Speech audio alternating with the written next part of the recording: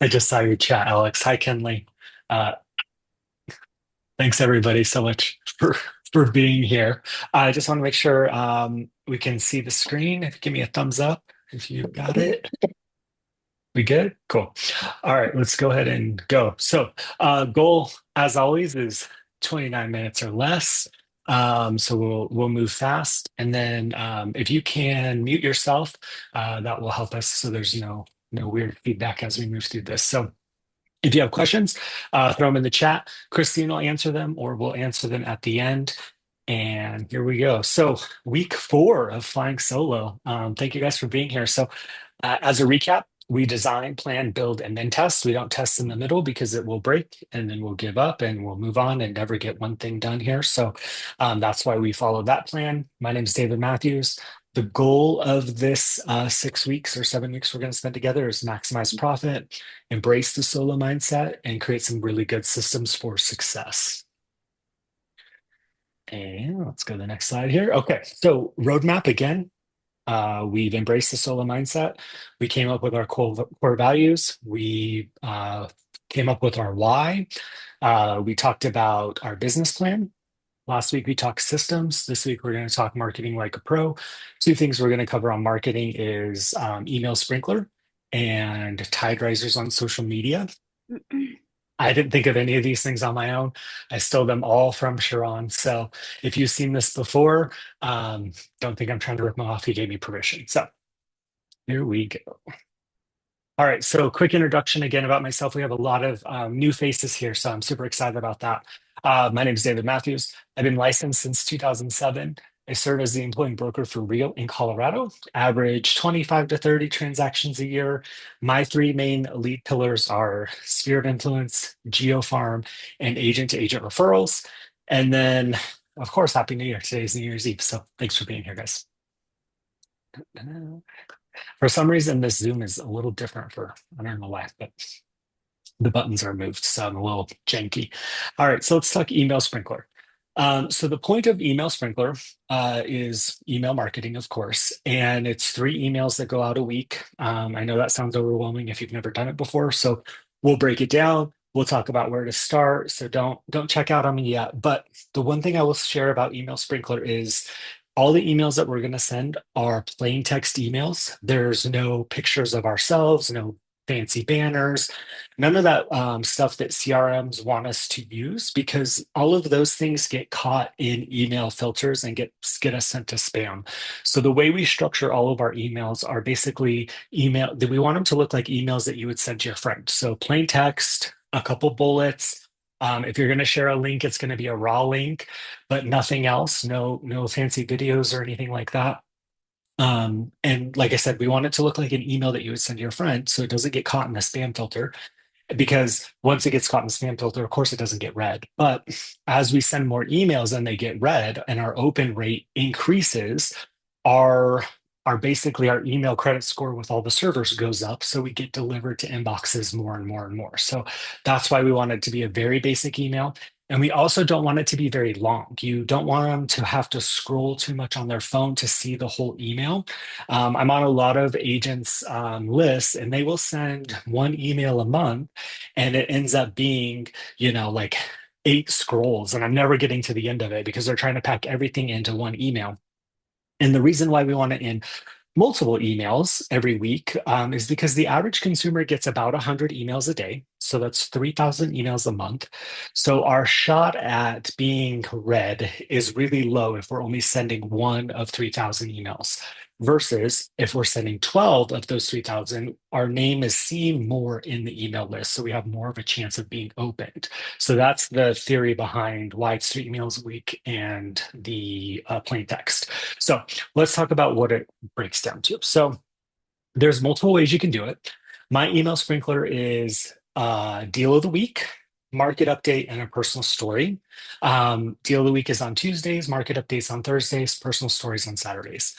I will tell you that deal of the week is the easiest to write.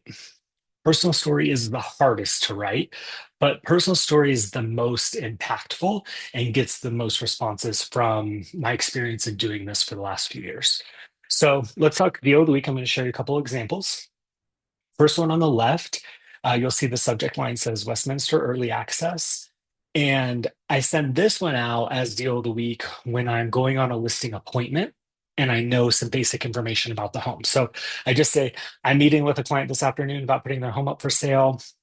Here's some details, right? Three beds, 1,500 square feet, two-car garage, what I think the price range is, and then shoot me a quick reply if you're interested. So this does two things for me personally. It gets my one email out for deal of the week. And then also when I send it before I go on the listing appointment, when I'm in the listing appointment talking with the sellers, part of me showing them my systems, I can say, hey, I already sent this out, to 1,900 people. Four people want me to get them more information. Do I know if they're going to buy it? No, I don't, but I'm already working on your behalf to try and figure out if we can get this property sold. Every other agent that you're competing with probably isn't doing that. Now, other style of deal of the week is the one that's on the right. In Denver, we have a lot of new construction. So the builders will send us their inventory, and it's really ugly, like the way that it's formatted. It's nothing that you could just click forward and send to your list. It's usually spreadsheets that have weird codes that only we know, like QMI for quick move and things like that. So this email on the right, I got a list from KB Homes, and you'll see it says location Turnberry. They were opening a new community, and they were trying to pre-sell some single family and paired homes. So I condensed the information about single family and the paired homes, and then talked about what makes it a great deal. So I told them you want to be one of the first few homes in the community because the builder wants to get sales that they can report to corporate. So they'll often, offer incentives, get things done. And then I also said if you're looking to add to your rental portfolio, the paired homes make a good deal, and I shared why those are a good deal. So the result of this, I had a client respond to the email, and he asked me some questions about their paired homes. He asked me some other places that KB was building, and I answered those questions. And I didn't really think much of it, to be honest. It was like a Friday. And then that next week, we were in Texas for Rev B, whatever, I moved on. And while we were on a lunch break, I got this email. I took a screenshot of just like the email part of it, but I just said, in the email, he said, hey, David, we're writing a contract with KB in whatever community. In the contract, it mentions this. And it says real broker, who the employment broker was at the time. And then he just said, is this correct information? And so I was like, cool. Yeah, of course. That's right. So I literally got added to a deal from deal of the week just because I was taking information in that the builders were sending, and I sent it out. I answered a couple questions, and they ended up buying this home from KB directly. So the deal of the week is really good because it gets people thinking. Everybody wants to know what the deals are in the market, even if they're not buying today. They are trending and they're watching what's happening in the market, and they also know people who are buying, around them. So they will share your deal. They'll forward and say, "Hey, did you see this? Or this one's coming soon. Maybe you want to know about it." So this really gets you top of mind and puts you in front of, or puts you with top of mind. It makes you the expert in the market, which is what we want to be. So next one is market update. So the way that I do a market update, I don't think there's a right or wrong way. Well, I think there's a wrong way when it's way too overwhelming, and it has too much data. That's definitely the wrong way. But the right way for the way that I do it is I take four data points. We have a title company that puts out a really extensive report every week. And so what I did was I picked my favorite four data points and I send them out every week. So new homes for sale, sellers that accepted an offer, which is known as pending, but we say pending. Clients or people in the general public don't know what pending means, so you have to change that language. Third one is median days on market, and then overall odds of selling. And then I put the data point, and then I say if it's up or down for week over week. And then under that, I put my thoughts and recap. So when you do a market update, why this matters to you is the most important part. You want to use your voice. So you don't want to say, you know, 500 news homes for sale, the market's hot, call me when you are ready to buy or sell. That doesn't resonate with anybody. What you can say is, we had 600 new homes for sale. This is down only by 11 weeks, week over week. So the market seems pretty steady. So why this matters to you is if you are entering the market as a buyer, the inventory levels look like they're going to be pretty even.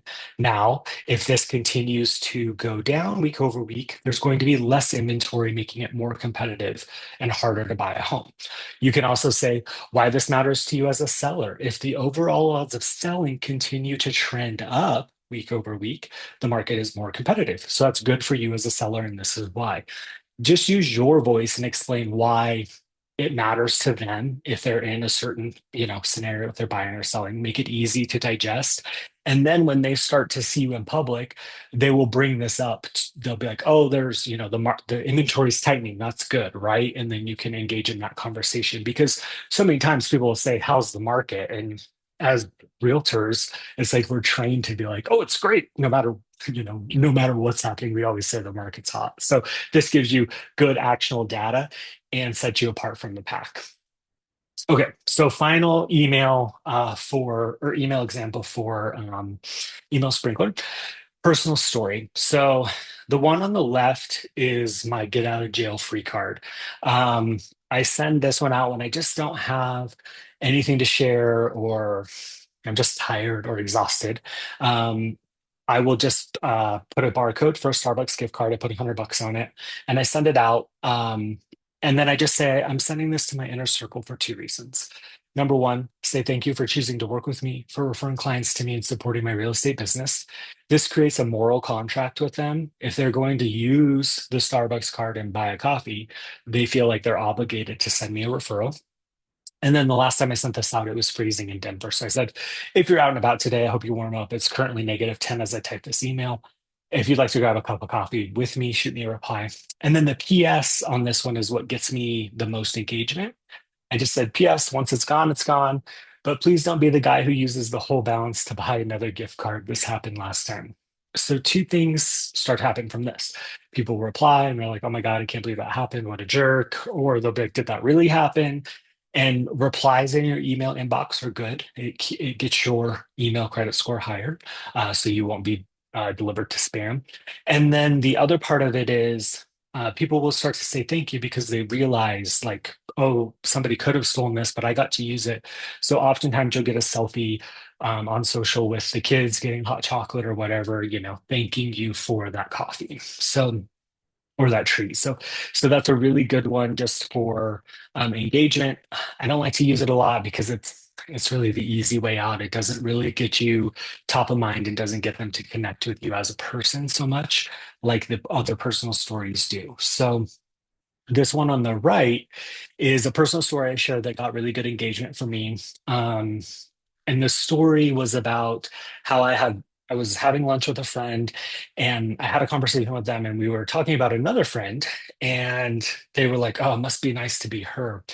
And it was kind of like a jab, right? Because on the outside, she's living this great life. But I knew behind the scenes that her and her husband had just went through a really rough season in their marriage. Her real estate business was suffering because of it, and she had finally come through it and was starting to do well again. And so I just shared a story about, like, hey, don't judge a book by its cover. You don't know what's going on. Don't say it must be nice. And I didn't share any personal information, but it just brought me to the front of mind as an actual human being. And that's who people want to do business with. They don't want to just do business with the realtor who's on Instagram talking about how hot the market is. You can just share what's happened, what's going on, and then they'll start to really connect with you. Next email I'm going to share is my most favorite personal story email. I wish I could take credit for it, but Christine actually wrote it. So I'm going to share the email and then I'm going to share why it's such a good email. So in the beginning of the email, she was talking about inflation, how the market has been a little bit tough, how things are so expensive, which we all know. And she said, I'm here to give you permission, one, not to move to a fancier neighborhood or a bigger or better house, not to feel pressure to compete with the Joneses, not to buy a luxury car, not to add the additional streaming service. I give you permission to be okay with your iPhone 12, to be okay with your 7-year-old vehicle, to be okay with your unrenovated house for a while, to be okay with a movie, to be okay for waiting for a new movie to come out on Netflix. I give you permission to do whatever you need to create a safe and secure situation for your family. I encourage you to give yourself permission to consider taking a short season to overly appreciate what you have and strongly consider the value of what living within your means can offer you. It's okay to trim some fat, build muscle to handle the increased cost of living that doesn't seem to be letting up anytime soon. Your family will thrive in the safety of these decisions you provide, or the decisions provide. So that one's heavy, but what I love about it is you have a realtor, Christine, who has spent years building her list and serving clients. Her CRM is filled with private clients, leads that came in from lead magnets on Facebook, from online marketing, from open houses, from face to face, from geographic farm, print marketing. All these people are inside of her CRM, and they know her as Christine the realtor. But she's Christine the realtor who has said, hey, it's super expensive right now. I get it. And if you can't afford to move up, that's totally cool. If you can't afford to go on the extra vacation, I get it. Like she's become human to those people. And and what has really hit me with this one was you have the realtor on Instagram who's saying the market's hot or date the rate, marry the house, or my favorites like you'll thank me if you buy your house now and in 6 months the rates go down and prices go up. I'll be your savior, right? You have these people who are presenting that information, and then you have Christine going, hey, it's tough right now. And so, if you have people on your list who are struggling to make the mortgage payment, because we all know taxes and insurance have gone up so much over the past 4 years and their payments are adjusting, they're going to call Christine because she gets it. They're not going to be calling the agent who says, you'll thank me for buying now because the rates are going to go down. Like, they're going to connect with the person who's real and is in the same struggle as them and their family. So, that's why that personal story is so good, and it's more than just saying it's okay to scale back. It's actually putting that human connection and that human element in the struggle. My next personal story email is one that did really well for me.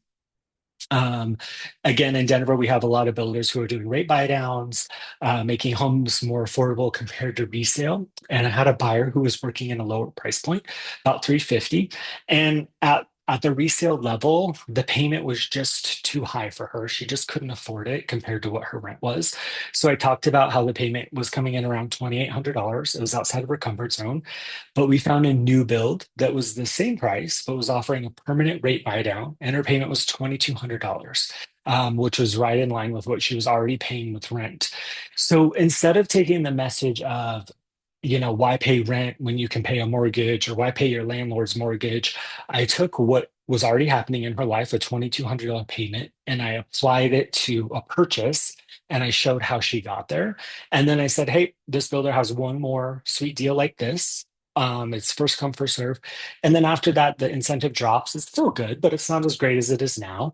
And then I just said, imagine getting into a brand new home and keeping your monthly expenses comfy. If you've been on the fence, this might be your sign. Not you better do this now or you're going to regret it or anything like that. It's just providing that information.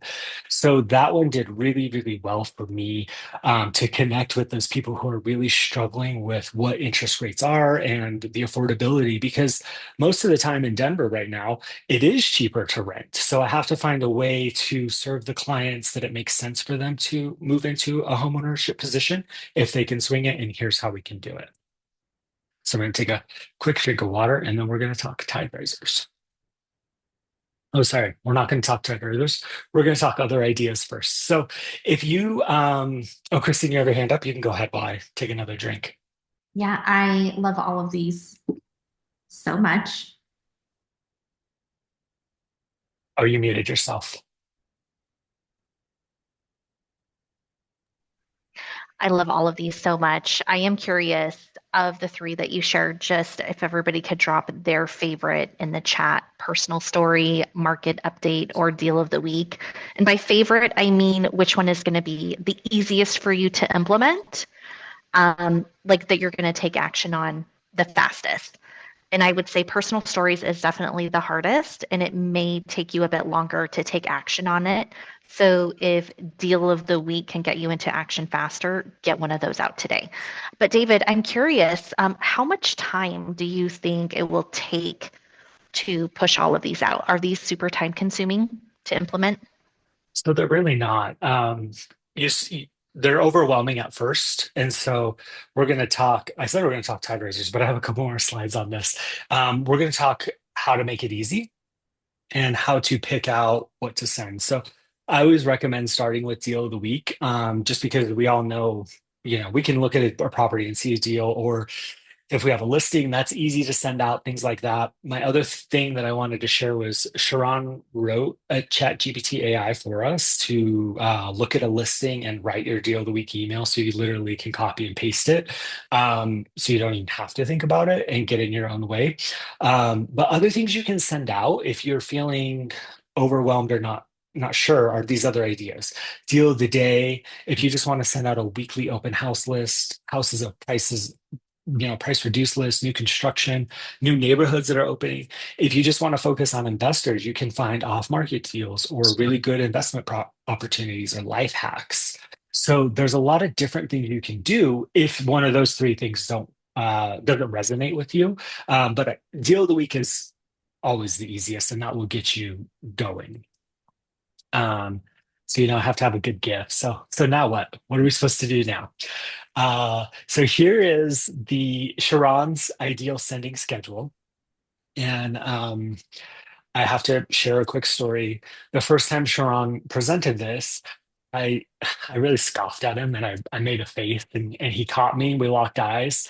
And I was like, how do you like really like Tuesday afternoon is your green zone for real? And he looked me dead in the eyes and said, have you sent out a million emails this year?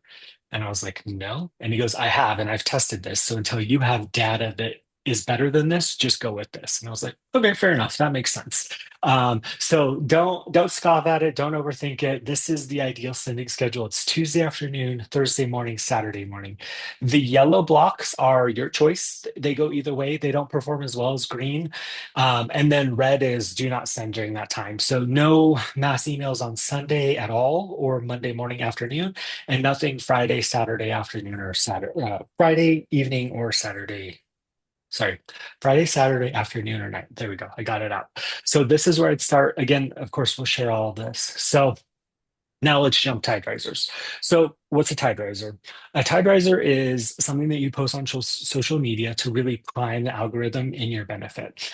And a tide riser just encourages engagement. It's nothing that is super hard or, takes a lot of effort. But what you want to do is you want to post a tide riser ahead of a post that you want to get in front of a lot of people. Because if you have a tide riser that has a lot of engagement, then your post that maybe doesn't get as much engagement will still be seen by more people. So that's the strategy behind it. So if you want to post your deal of the week that you've sent out and you want to make it a social post, you would do a tide riser the day before to prime the algorithm. So here's a couple examples of tide risers. But first, we have to look at a pickle because I hate pickles. And this is like a very controversial thing in my life. I think pickles are disgusting. If you put a cucumber in a jar with vinegar and it rots and it becomes a new food, you shouldn't consume it, but people love it. So one of my things with a tide riser is what's one thing you'll never eat no matter how hungry you are? Mine's pickles. I think they're disgusting. But you'll start to, if you post something like that, you'll start to learn things about people that you love or that you want to do business with. And then it becomes easy things to bring up in conversation later if you need to break the ice or have kind of an awkward conversation if you want to meet somebody in person. One of my friends hates ranch. I didn't know that about him, but he put it on here like anything ranch flavored. So you'll see that on this, I had 113 comments of just back and forth, people battling food that they think is disgusting. And that was just good for engagement for me. The next one I posted was, what they don't show you on HGTV was selling real estate is a screenshot of my carpet cleaner texting me saying the bong water stain's not coming out. It is what it is, right? And so that was a funny one. Lots of good engagement back and forth on it. So tide risers are anything that you can post that's going to get some engagement. And then you want to post something that you want people to see. So I tested this for the last 4 weeks. I posted something tide riser-esque before I posted my Zoom link for Art of Flying Solo on Tuesdays. My first one was really successful. I took a picture of Starbucks spelling David wrong. And I was like, oh, I should have a name that's easier to pronounce. And like all these people were like commenting, talking about things that they were called. My favorite was an agent here in Colorado. Her name's Chantel. Starbucks put Santa on her cup. That's what they thought her name was. And so it just like creates this like haha funny stuff. And then I go in with, hey, I'm doing this class tomorrow, come join us. And I wanted people to see that. So that's why I led with the tide riser. Two other tide risers. I took screenshots and these were they came out a little fuzzy, but anyway. So Alex you all know that I like love Alex and I would work for Alex every day if I could. His tide riser was if you could only eat one food for the rest of your life, what would it be? Um, Kind of a spin on what do you hate as far as food goes. And then this other one, if you want to be real estate related, is look up your first home on Zillow and tell me what you paid and what the Zillow estimate is now. You'll see that this was an Instagram story. So the tide riser is good for Instagram too. If you're going to go back and forth in DMs, that also primes the algorithm to get your stuff pushed to the top of the feed. So there's some good ways to prime the algorithm and then post your deal of the week, your market update. You know, if you want to maybe make a few slides for a story, you could do that that way. But the idea is to use this marketing in one place, or create the marketing once and then use it in multiple places so that we can cut down on the time that we're spending. So, okay, we're almost out of time, but what's the assignment? So, step one is don't send a Happy New Year email tomorrow, please. We all know that January 1st is the new year. We have an iPhone, or if you have an Android, you have an Android. It tells you that it's the new year. It tells you when the time changes. Don't send out emails like that. Like nobody cares about that. You could send out like Happy New Year. Here are my, 3 resolutions I'm committed to this year. Tell me what you're committed to. Something like that. That's going to engage that's going to cause some engagement. And then the other thing is if you're going to start deal of the week, I guess that most people are going to start there. Add me to it. I want to see what you're sending. And I'm going to respond to you so that I can increase your email credit score. I'm going to tell you, hey, this looks good, or I might give you some feedback on how to change it. And then I was just thinking, Christine, if you want to unmute, let me know what you think. Do you think we should make a form if everybody wants to drop their emails in and we could add each other to our deal of the weeks or email sprinkler so we can see other things that are happening? Yeah, I think that would be great. Do you want to drop the form in the WhatsApp channel? Yeah, I'll put it in there later. I just Yeah. thought of this like right now, so I'm not gonna. Yeah, I don't I have it think ready, that's but super great. And I'll if do anybody's sending out the free Starbucks, definitely add me to your list. it. Kidding. Right, Christina, she'll spend all. She'll be the person who buys the gift card with your gift card. It I was won't be probably you that who did it. person. So perfect. Well, I'm gonna stop sharing in just a minute. Our roadmap here. We are finished with week 4. Next week we have a special guest. I'm super excited. She's going to be here. We're going to talk time mastery and efficiency for solo agents. After that, scaling a business without a team and some Q&A. So we are more than halfway through. I appreciate everyone for being here. We will send out the recording. We'll put it in the WhatsApp channel. If you need the link for the WhatsApp channel, let us know. That's what we got. What's the deal of the week? I'm just catching up on chat here. So for 29 minutes. Any Oh, Nicole, you missed my email. I'm going to drop my email in here.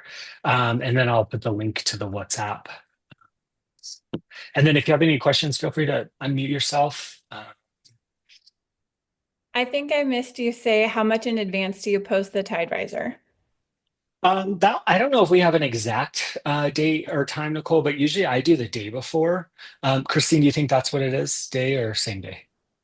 I think that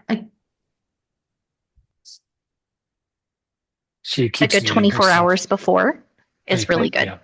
yeah. Okay. Hey, Giselle, so if you go to the WhatsApp channel, at the top of the channel, there's a Google folder that's pinned with all the recordings, or we have them in the school community in the classroom as well. So we have recorded everything. And then Rick brings up a really great point. So I'm excited because Rick is leaving. Well, I think you're going to sell in Florida too, but he's coming to Denver or to Colorado. So I'm excited that he's going to be in our market. His point is really good about when you see tide risers, people just copy them. And so then you start seeing all these realtors, what was your first house or whatever. And you see all of them post them. So don't be that guy. You can tell when agents are at a conference and they're all posting the same thing. Just save them for later or come up with your own stuff like like the bong water or what's food that you're not going to eat or whatever. So that's what I have for you. Perfect. Well, we're at 30 minutes here. Thank you all for being here. I hope everyone has a safe and happy new year. We will see you all next week.